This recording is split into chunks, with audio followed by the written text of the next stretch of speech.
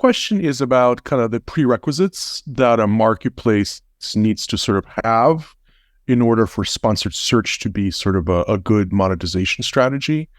And my second part of that is like, are there any sort of blockers? Are there things that you see that just completely kind of knock that strategy out of the set of viable ones? And I mean, I think the two things are what you would expect that are most important to make like a sponsor listings ad work, right? One is fragmentation of players on the platform, and two is critical mass of ad inventory that you can sell. And so I'll get into both in a minute. So Instacart doesn't have a ton of brands, but there's still a lot of brands, right? These things are more competitive in certain areas than others. For example, in ketchup, there's only like 2 players, right? Well, 3 maybe. So in those categories, you tend to find that the ad yield is lower versus like sparkling water. There's hundreds of players, and so the yield on ads there is much higher.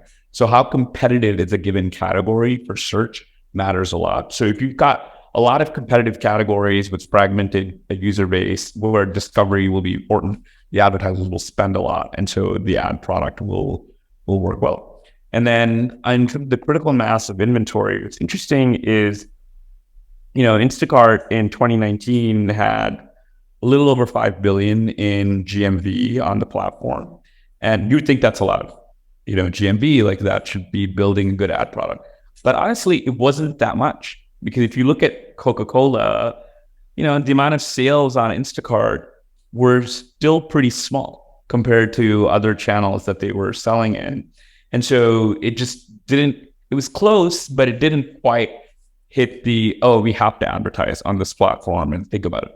But then next year with the pandemic, when Instacart crossed 20 billion in GMV, all of a sudden it became a lot more interesting for all these advertisers. And, Instacart has the contractual relations with retailers, but the ads business we had to build from the ground up. Like we were messaging, brand managers on LinkedIn to be like, hey, like we've got a new ads platform. Do you want to come and talk to us about investing? Even though we were a big company in other respects, we had to do everything from the ground up. And so the critical mass of impressions matter. So the first thing that they'll ask is, okay, like how much can I deploy in this channel? And if the answer is like $10,000 max, which that might be okay, actually. That might actually be a win, because they're like, okay, it's fine, whatever. Small amount, test budget, I'll throw it in.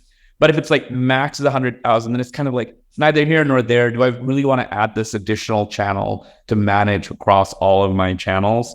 And it's like above my test budget. So, it's going to be harder to convince somebody potentially.